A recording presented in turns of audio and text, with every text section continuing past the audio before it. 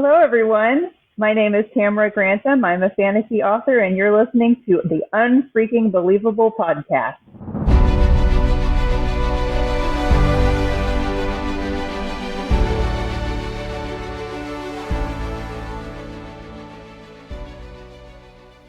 Welcome to another exciting episode of Unfreaking Believable.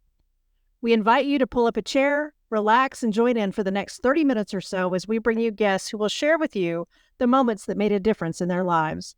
And it's all because of one inciting incident.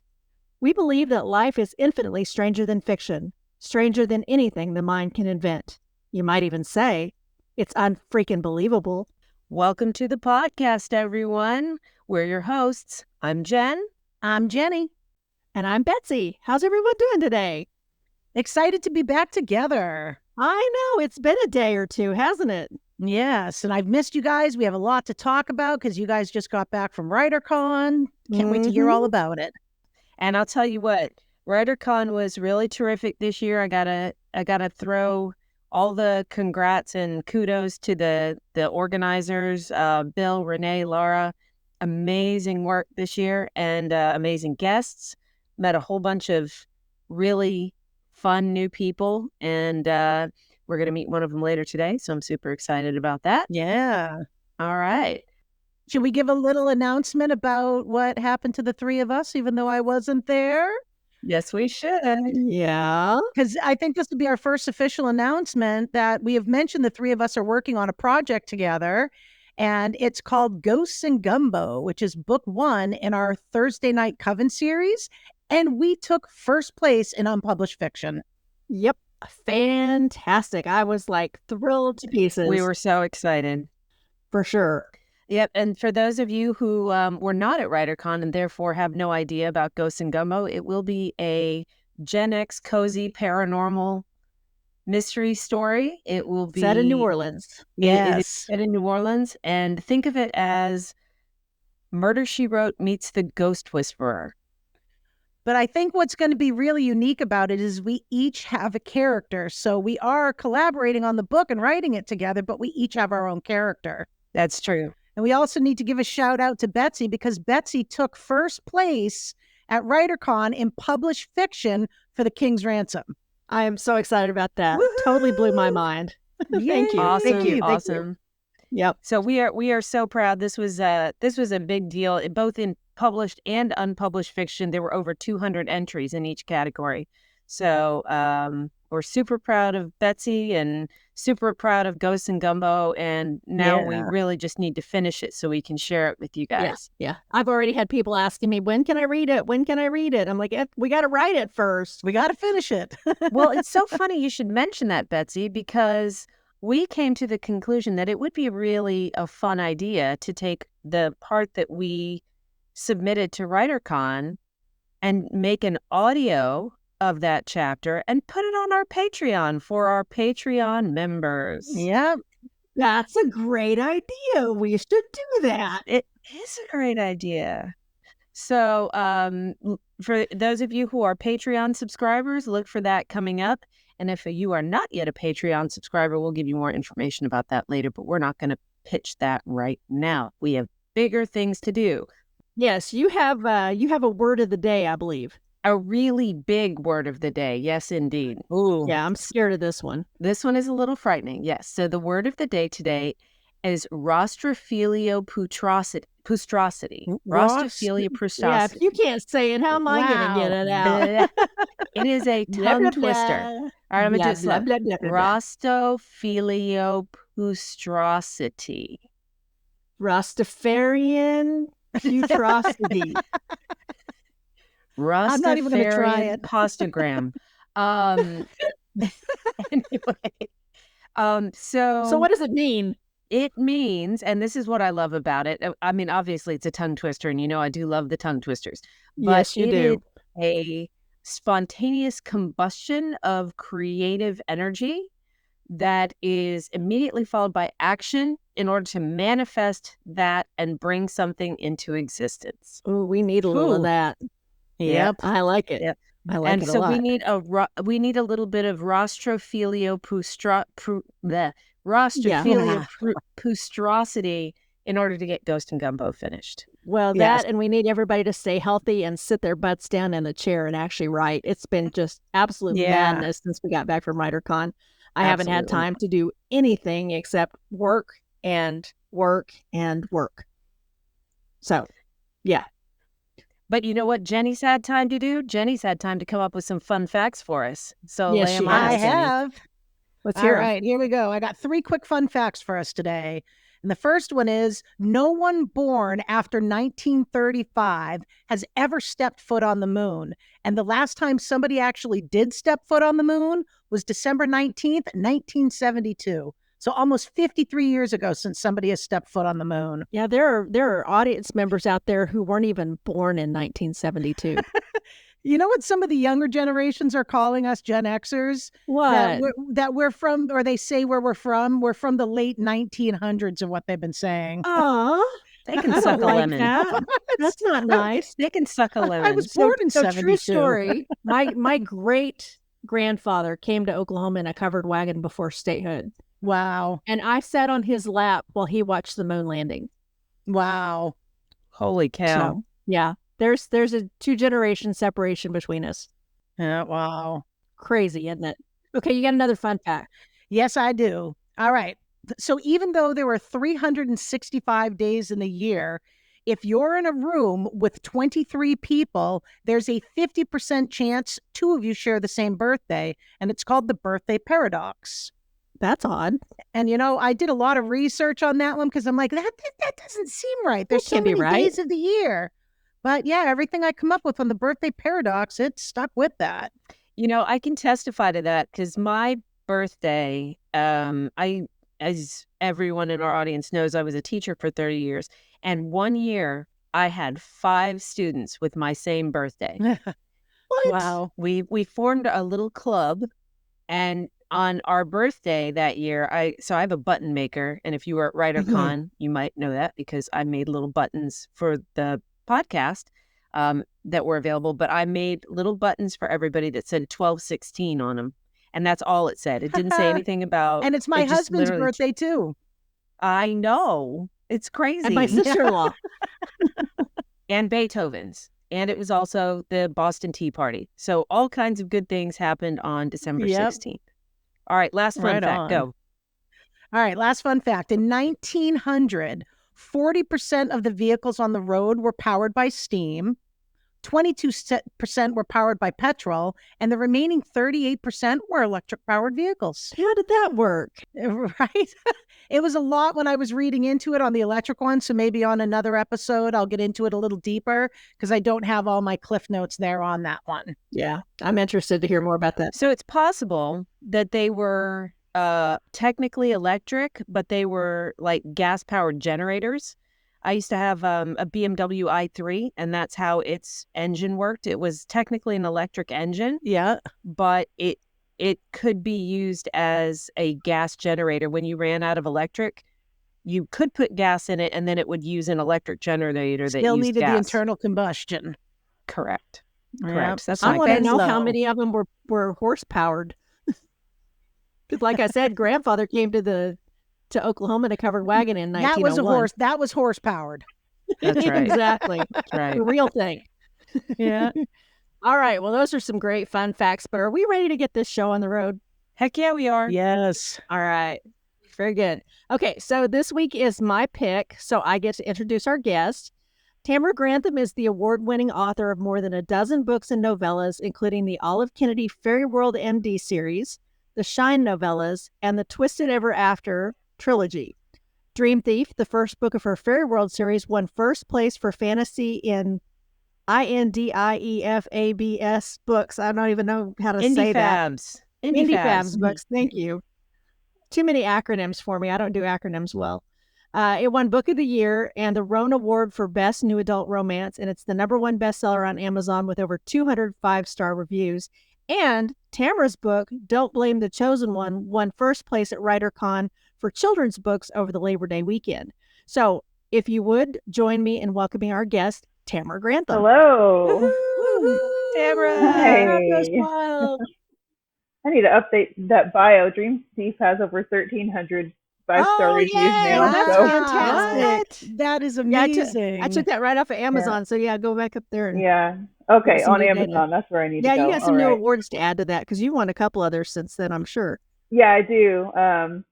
So I have a shelf that I keep in my kitchen with all my awards on it, and I'm gonna have to get a new shelf because Oh, wow. it's overflowing. So that's That's a good fantastic. problem to have.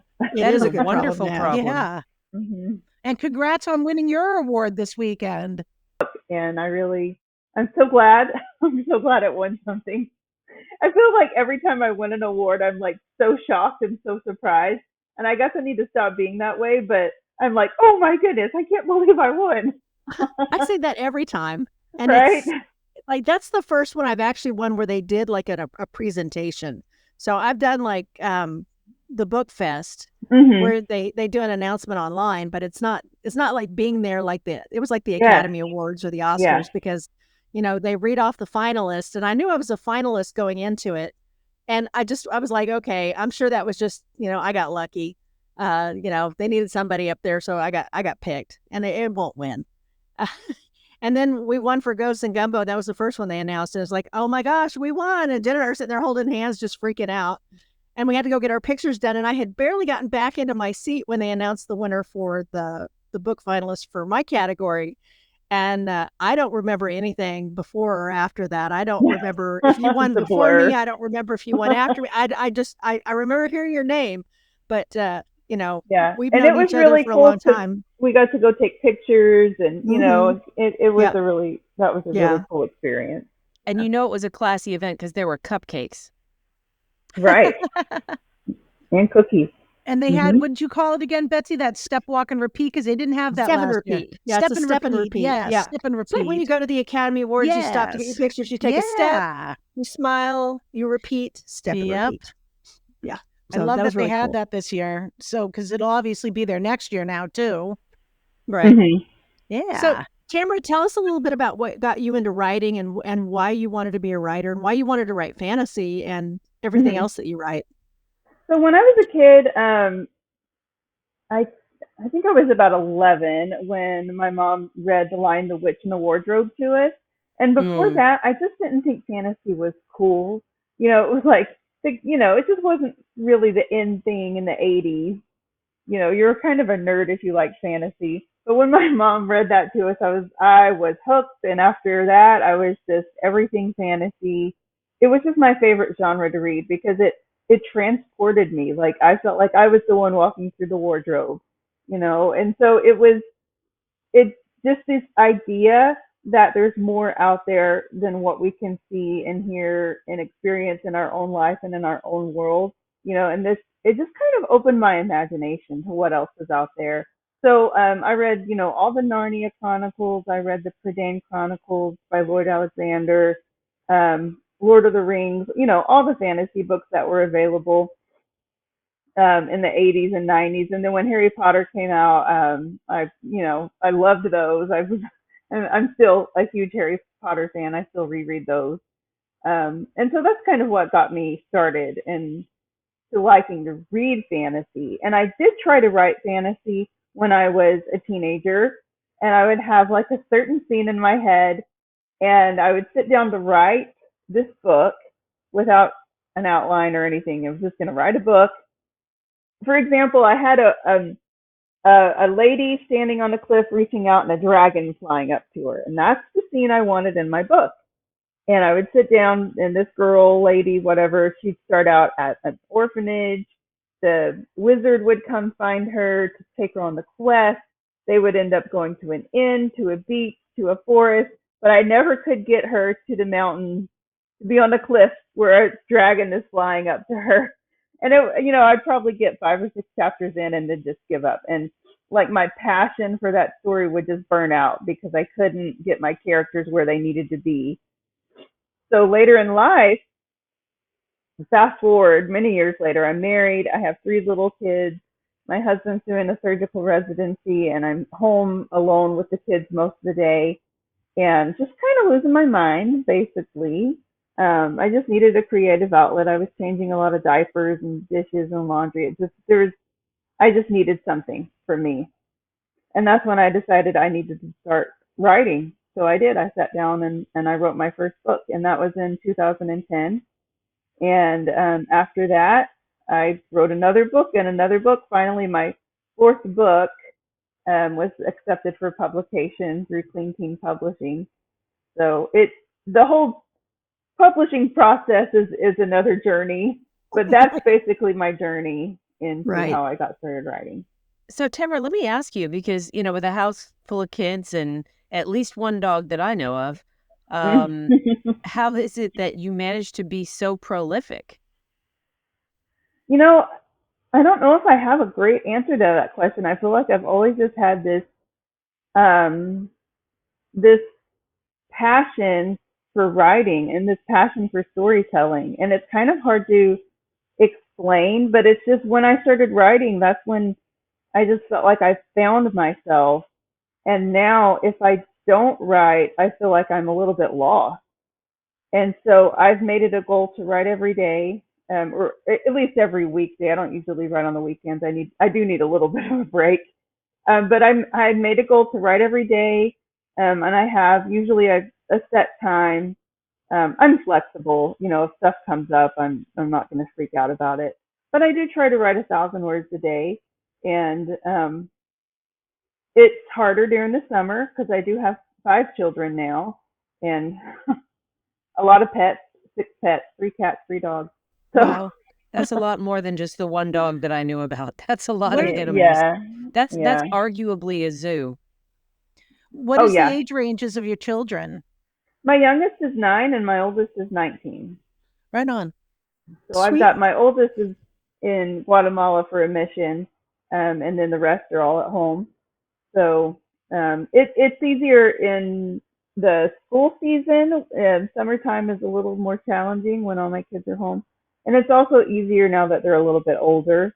But it was definitely, the toddler years and stuff like that. I had to be really smart about my time, and if I had any free time, I would use it to write. We would. I just kind of figured it out, and so I feel like that's a class that I need to figure out, that I need to teach on just like how I managed to do it. I totally agree with that, because I think about when my daughter was a toddler and I just had one. She was a very high energy one, but she was just one. And I don't know how I would have had the energy to sit down and write 1,000 words every day. I mean, I'd be lucky if I could have cranked out 1,000 a week. Granted, I was also teaching full time, but still, that's just, it's so impressive that you've managed to juggle all of those responsibilities and also crank out as many books as you have. Yeah. Well, one thing that kind of helped before I started writing, I read a book by an author named Jessica Day George. It was a fairy tale retelling of the 12 princesses, the 12 dancing princesses. And in her bio, she mentioned that she had 2 small children when she wrote the book. And I thought, okay, look, I can't even check my email without my children bothering me. But if this lady can do it, then I'm going to do it. So, that was kind of the challenge that I accepted, was I'm just going to see if I can figure this out, if I can, make it work. And I feel like, I like how you also said it felt right when you did finally start writing. It's because for me, it was kind of like finding my authentic self. yes, Because I waited until absolutely. 49. I was just a few months from my 50th birthday when I started. And that's what it felt like, is finding our authentic selves. It's like, finally. Right. This is part of me that I just, now it has become part of me. And, I'll get frustrated with writing sometimes. Not necessarily writing, but, the industry, and, things don't always go how you want them to go. But I could never really imagine like just not writing anymore, because that's me. That's just part of me. Even if I never published again, I would still do it. So, yeah. So you have a new series out called Harley Sinclair, and I'm Yes. sure there's more to it that I'm missing. But I'm really interested in this, as I've added it to my TBR list when I finally do get time to sit down and read, because it sounds a lot like the Veritas Codex series. Can you Yeah. tell us a little bit about it? Yeah, so this is an idea I came up with 4 years ago. I never knew if I was ever going to write it, but basically the premise is my main character is a neotact, which means she has powers through touch. So she can touch any object and see where it's been and see who's touched it. And it comes in handy when you're trying to find lost artifacts. And so for this series, it's a 5-book series. Each book focuses on a different artifact. Book 1 focuses on an Egyptian ankh. And the Egyptian ankh is actually, when it was found in a tomb in the 1930s and it was released from the tomb, it gave like 5% of the earth these neotach powers. So other people have powers also, but they kind of vary person to person what someone's able to do. But the catcher is, it always has to do with touch. So in order to use these powers, you have to be able to touch something to do it.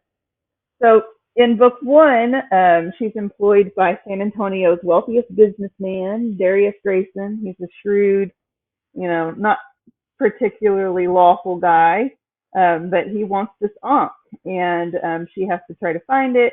And she meets up with this guy named Tamara Grantham, who is the current owner of the ankh, and he's not going to give it up.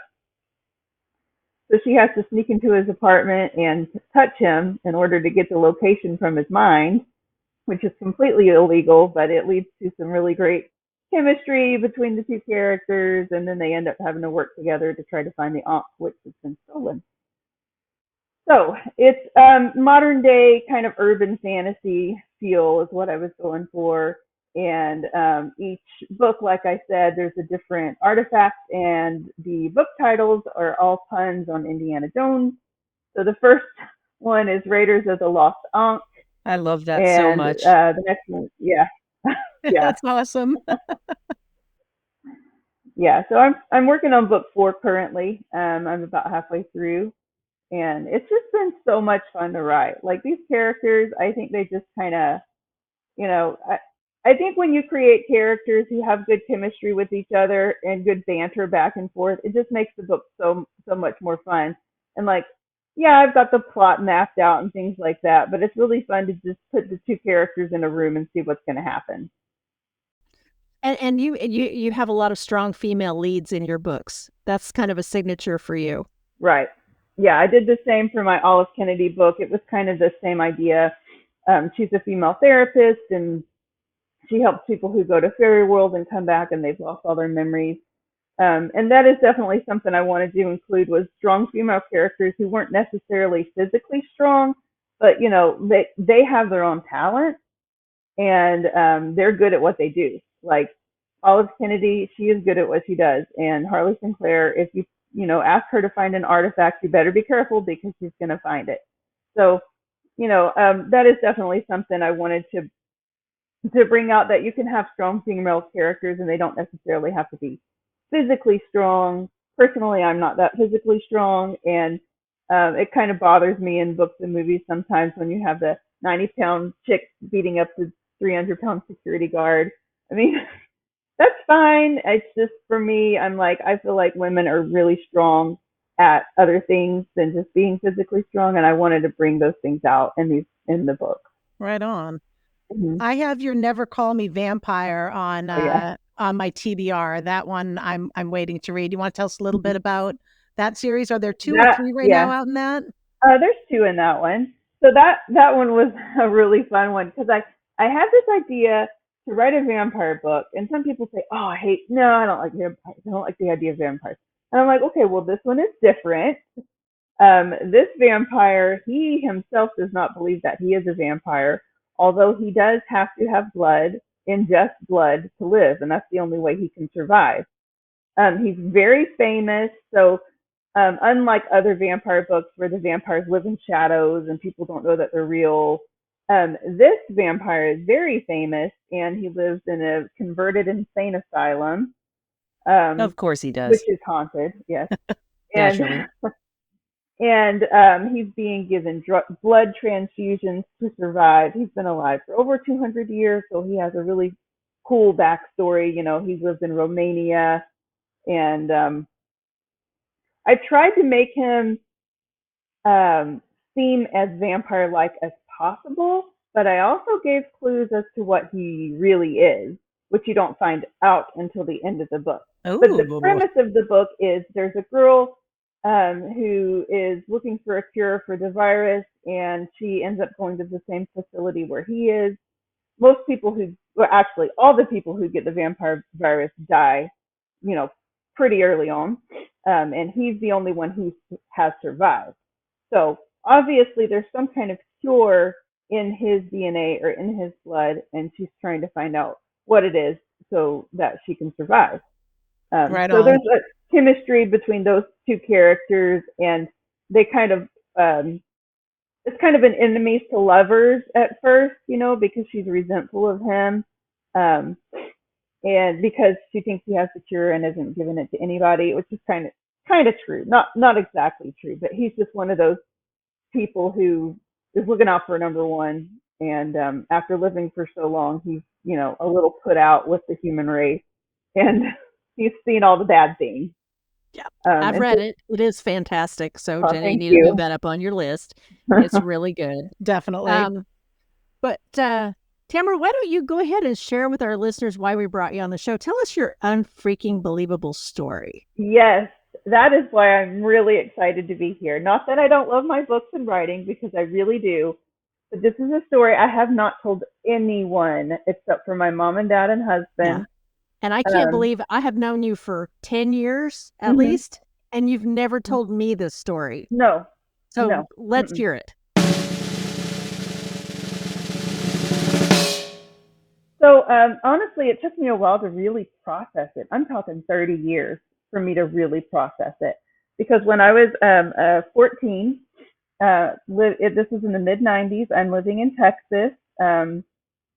My family, we live out on 40 acres surrounded by East Texas forest, pine forest. And I go out for walks every day. We have some horses and some cows, and I'm taking care of them. And me and my sisters just like to go out because it's boring. We have no neighbors. And so we like to go out to the woods, and we found this little area where there's this big tree. We called it the horsey tree because it has these long, flexible branches that you can just, kind of ride on like a horsey. And we were also into Narnia. And there is another tree by the horsey tree that, this kind of bleached white tree looks like a lamppost. So that was the lamppost in the Narnia. In that specific area, we had a barbed wire fence between the pasture and the woods. Well, the fence had kind of got worn out. The barbed wire had kind of gotten saggy and stuff. So it was real easy to cross from the pasture into the woods through this area of the fence. So we started exploring the woods, and it was so fun. Especially if you're into Narnia, you think that you're, entering this new world or whatever. Well, we found these little structures in the woods. They looked like little houses. They were built out of sticks and pine needles, and they, kind of like little cave-like little houses. And I couldn't understand how, it looked like somebody had built them. I couldn't understand why anyone would build them, but we found two of them, and we called them Tumnus's Cave. And we would bring our peanut butter sandwiches out there, and snacks, and like plastic jewelry. We decorated the place, made it like our own. And I would frequently go out there by myself. And so one day I was out there kind of in the evening with my cat. Usually I had a cat or a dog with me. And I went and sat in one of the little houses, and it was just one of those days where I felt a little creeped out, just to be out in the woods by yourself. And so I left a little early that day. And frequently when I would be out there, usually when I was alone, I would hear wood knocks. And I would think, that does not sound like a woodpecker. Woodpecker is knock, knock, knock, knock, knock, knock. And this was like, knock, knock, knock. And I'm like, what kind of woodpecker makes that? And sometimes I would knock back. I would get a stick and I would knock on the tree and I would knock back. And sometimes it would knock back at me. And I don't know, I guess in my 14-year-old mind, I had no explanation. It didn't really spook me. It should have. I don't know why it didn't. It was just weird. I just thought it was an animal, to be honest. So I left the woods and I started walking through the pasture along the fence line to go back home. And like I said, I went out there every day. I knew the trees. I knew what every tree on the row looked like. and I was walking, I saw this very weird dark brown tree, and I'm like, wait a minute, that's out of place. Which tree is that? And so I started to approach it in like 2 steps. I'm like, okay, that is not a tree. It had a humanoid shape. It was later in the evening. I all I could see was dark brown fur, and I thought, okay, it's got to be a hunter, somebody in a ghillie suit. And in my mind, I kept telling myself, there's got to be a logical explanation for this. So I started to approach it, and as I approached it, I just got this feeling like this is not something I can explain. Like it's just, and the cat ran kind of halfway between me and it, kind of acting skittish and sniffing at it, and I thought, okay, if it's a hunter in a ghillie suit and I call for my cat, then he's gonna say something like, "Oh, is this your cat?" So I said, "Here, kitty, kitty, kitty," and that thing just stood there and looked at me, and that I just got chills from head to toe, and I was like, I can't explain it. I did not know what it was. All I knew is I couldn't explain it, and I was scared like I'd never been scared in my whole life, like a fear I had never felt ever. So I turned, and I wanted to run, but I was thinking it'll chase me if I run. So I walked, and I walked as far as to the gate, and as soon as I got through the gate, I ran straight home. And I told my sister, and I don't know that she necessarily believed me. She's a very practical person, and not really. I didn't have an explanation either. And after I told her, and she didn't really believe me, I just put it out of my mind because I had zero explanation for it, and I didn't even tell my mom or dad at that time. It just freaked me out so bad. I didn't have words for it. I feel like when you don't have words for something, when you don't have a name for something, your brain has interesting ways of processing it. And my way of processing it was just to kind of forget it. And it wasn't until later, many years later, when I was a newlywed, me and my husband were on the way to the movies, and he stopped at an ATM. And as he was getting money, I was listening to a radio program by Chester Moore, who does Southeast Texas outdoors, mostly hunting and fishing kind of stuff.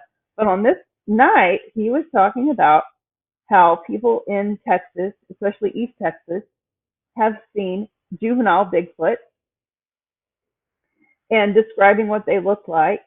And that's when all those memories just hit me like a ton of bricks. And I'm like, that's what I saw. Finally, I had a name for it, and I knew what it was. And it was just kind of the biggest aha moment you could ever, discover, like knowing that I wasn't the only one who saw this. Other people have seen it. Other people have recorded it. And since then, I can't even say that I'm a believer. I have to say that I'm an experiencer because it's something that I saw with my own eyes. I got pretty close to the creature, close enough to talk to it, which is so weird to say. Here, kitty, kitty. Right. I was basically asking, like, this is my cat, and so anyway, that's basically my story. Oh my gosh, that is truly unfreaking believable. Definitely qualifies for sure. Right. For sure. Yeah, I've been interested in Bigfoot since I was itty bitty. That was the first monster I knew anything about, and I was probably 2 when we lived in the Pacific Northwest. So I'm a little jealous that I haven't gotten to see one, and you have. But I've had close encounters. I think I've talked about them on some other podcasts that I've been on. I've run across, we go hiking in areas, and then the next day they'd find a footprint in the same area, or we'd hear something. Jen and I had an experience in Georgia where we heard a very unhappy Bigfoot because he didn't like the chainsaw the guy was using to cut trees. So, we've had some close experiences and never actually seen anything. And every time I see one of the videos, I'm like, okay, that looks like a dude in a suit. And if you've seen a dude in a suit, you know what that looks like. If you've seen something that doesn't look like a dude in a suit, that's when it's really hard to explain and how to wrap your brain around it. Right. And because I have been so interested in this, I didn't even realize it. But if you've ever read the book Where the Red Fern Grows, they talk about Bigfoot. Oh, really?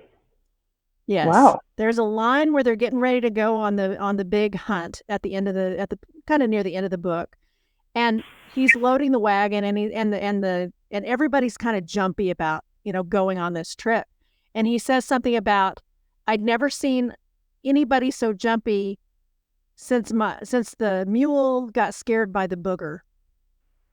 Wow. And this is set in southeastern Oklahoma, which that's the same tract of land that runs into into northeast Texas. So there's enough wooded areas there that they have a territory, they have a range, we believe. And so I wholeheartedly believe that you've experienced something that a lot of people would like to downgrade or just flat out eliminate. But the fact that you have such detail and such a rich memory of it tells me that that's not fake. That's something you truly experienced. Yeah. And so it was definitely something other than human. And I would sometimes look back and think it had to have been a man in a ghillie suit, right? And I'm like, no, that's I got close your own brain enough. will think. Yeah. Right. I got close enough to see details. Yeah. And there's no way that was a person in a suit. Yeah. So, and I've been down in southwest Oklahoma in Honabbe, which is the Bigfoot capital of Oklahoma, and I've smelled it. And if you smell it, that is a smell that you will never forget. It is so much like take a paper mill and a rendering plant and mix the two of those together, and that's what they smell like. And I don't know if you had any kind of sensory. If I did, I probably would have passed it off as a skunk. Yeah. Yeah. Just because I wasn't looking for it. I wasn't even aware. I mean, I didn't believe in Bigfoot. And if I did, I didn't even think they existed in that part of Texas. Right. And I didn't know anything about how I've recently been studying Bigfoot and researching it and found out that, they have this weird smell. But like I said, if I had smelled something, I would have just thought something had died or it was a That's skunk. probably more likely what you smell, because it's kind of a fetid decay, like rot and bad kitty litter. Mm-hmm. It's nasty. And also, this one I saw was not tall. It was about 4.5, 5 feet tall. It wasn't that tall. Maybe a juvenile. And I'm thinking, I don't know if juveniles have the same smell, but I honestly think I was sitting in its nest. Yeah. And I think it had known we were there for a long time. Mm-hmm. And I think it wanted me to see it and to know that I was in its territory. Right. I didn't feel threatened by it, but it sounded like it was curious about you more than anything. Yeah. Mm-hmm. Right, because I had been sitting in its nest. I, inadvertently had left things in that. Like, we were kids, we didn't always pick up our stuff after we left in the woods. We would leave stuff behind, and so I would inadvertently leave gifts for it without even realizing it. And if it was a juvenile, it could have been standing there going, "Oh my God, does this person sees me?" It might have been scared too. Yes, because I think it had seen me before, and I had never seen it, and it was the first time that I saw it face to face. Yeah. So I don't know if it was scared or I don't know, but I sure was. I know that. It's true. It's true. I do feel like it took me a very, very long time to actually talk about it. So I'm really glad that y'all have this podcast. So I'm able to come in kind of a safe space and talk about it without people saying, no, you didn't. Right. My aunt, I didn't tell my aunt, but my mom told my aunt what I had seen. And she had surprisingly thought it was a raccoon. There's kind of a difference between a Bigfoot and a raccoon. Yeah, a little bit. Yeah. Standing raccoon. That's one of the things that I think is so important, because when I wrote the Veritas Codex, I wrote it for practice, and I never expected anybody would ever read it because it was about Bigfoot. And, there's just such a negative connotation between people who believe and people who don't. And you get judged for that. So I didn't want to put that book out there because I was afraid somebody would think I was weird because I was interested in Bigfoot, and that I'm like you, I'm not sure I believe, but I'm open to the possibilities. Mm-hmm. And I think that's the important thing. We've talked about that when we talked to Amanda the Bigfoot Yeah. lady. Hey, shout out to you, Amanda, if you're listening. Yay, Amanda. Hi, Amanda. But that was one of the things that, if you do believe in something, you're naturally skeptical when you hear stories because you have something to compare it against, right? So you have an openness, but that doesn't mean you believe every story you're told. You do question it and you compare it against either your own experiences or the things that you've studied or whatever. So it's not blind belief. right, exactly. You have to have solid evidence behind that. Yeah. It's like Lauren says, you got to have data, but absence of evidence is not evidence of absence. Yep. Definitely true. Fantastic. I'm so happy that you told me your story and that we're able to share it with our listeners today. Yeah. Tamara, why don't you share with our listeners where they can find you? So you can go to my website. It's tamaragrantham.com. It's Tamara. A lot of people say Tamara or Tamara. I will answer to any of them. But it is tamaragrantham.com. So that is my website. You can find me on Facebook, Instagram. I do have a TikTok account. I'm not on there too much. But I mean, if you want to go see me on there, you can. But I know for a fact you have a lovely newsletter. Oh, thank you. Yes, I did teach a class on newsletters. So if you go to my website, you can sign up for that. And also on my website, I've recently posted my Bigfoot story. So there's a few details in there that I might not have mentioned here. You can go. Oh, another thing I forgot to mention is we did find clumps of hair on the barbed wire, which I couldn't explain because our cows, we have black and white cows. And we did have horses, but they didn't have, it wasn't that texture, it wasn't that link. And I would look at it and be like, what kind of, I mean, we don't have bears there. So I like I said, there were things that I couldn't explain that I just kind of, if you don't have an explanation, you just kind of put it in the back of your mind for later. Yeah. And then another update is several weeks ago, my dad, and this was in the middle of the night or about 1 a.m, he heard bipedal footsteps outside of his window, very heavy footsteps. And if you knew where they lived, you'd realize the overgrowth and such around the house makes it really hard for a person, especially a person who would be that size, to make those footsteps. I mean, I'm not saying that it conclusively is my friend that I met when I was 14, but he could definitely be coming back around to say hello. So, he was looking for you. See if you had any more beef for him. Another peanut butter sandwich. Well, Tamara, thank you for coming on the show and sharing your story and explaining what makes you unfreaking believable. I'd also like to thank my co-hosts, my unfraid ladies, and listeners. If you enjoyed this episode, please rate and review it on whatever platform you listen to.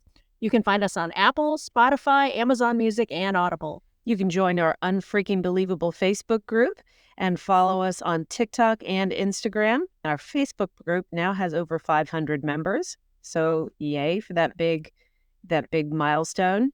You can also join us, as I mentioned earlier, on Patreon for exclusive content and other perks for as little as $1 a month. And that's a bargain you cannot pass up. You can also visit our website at www.ufbpodcast.com.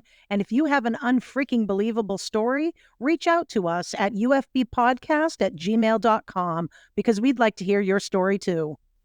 Betsy, you want to send us out with one of your famous quotes of the day? All right. This quote of the day is from Gulag Archipelago. I actually used this in the Veritas Codex. Many of you have already found out, and others will find out in the course of their lives, that the truth eludes us if we do not concentrate on it with total attention on its pursuit. Ooh, I like that. That's very appropriate to the Veritas Codex as well. Yes. Thank you, everyone, for joining us on Unfreaking Believable Podcast. And remember, as you go out into the world this week, don't just be awesome. Be unfreaking believable. See you all next time.